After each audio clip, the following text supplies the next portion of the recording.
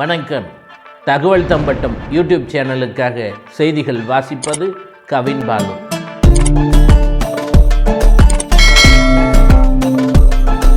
முன்னாள் முதல்வர், தமிழ்நாட்டின் முதல் பெண் முதல்வர் ஜானகி ராமச்சந்திரன் அவர்களுக்கு அதிமுக சார்பில் நூற்றாண்டு விழா கோலாகலமாக கொண்டாடப்பட்டது.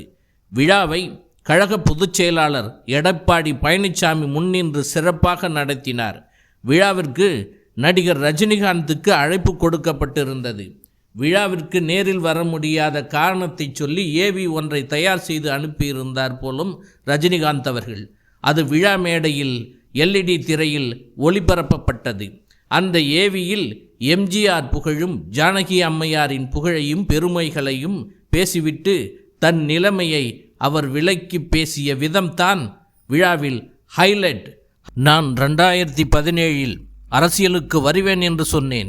அப்போது நிறைய பேர் என்னை சந்தித்து ஆலோசனை சொல்ல வந்தார்கள்.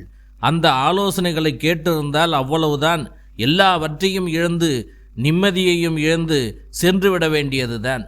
ஏதாவது ஒரு முடிவை எடுக்கும்போது அதனால் உனக்கு மட்டும் சந்தோஷம் திருப்தி என்றால் அந்த முடிவை எடுக்கக்கூடாது. மற்றவர்களுக்கும் சந்தோஷம் திருப்தி என்றால் அந்த முடிவை எடுக்க வேண்டும் என்று சொல்வார்கள். அந்த மாதிரி ஜானகி அம்மாள் யாருடைய ஆலோசனையும் கேட்காமல் அவரே முடிவு எடுத்து ஜெயலலிதாவை அழைத்து, இந்த அரசியல் எனக்கு சரிப்பட்டு வராது, அதற்கு நீங்கள் தான் சரி, உங்களிடம் திறமை, தைரியம், பக்குவம் இருக்கிறது, எம்ஜிஆர் உருவாக்கிய கட்சியை இன்னும் முன்னுக்கு கொண்டு வருவதற்கு உங்களால் தான் முடியும், அது என்னால் முடியாது, எங்கே கையெழுத்து போட வேண்டும் என்று கேட்டு கையெழுத்து போட்டார் என்று சூப்பர் ஸ்டார் ரஜினி அவர்கள் பேசியது புதிராக இருக்கிறது.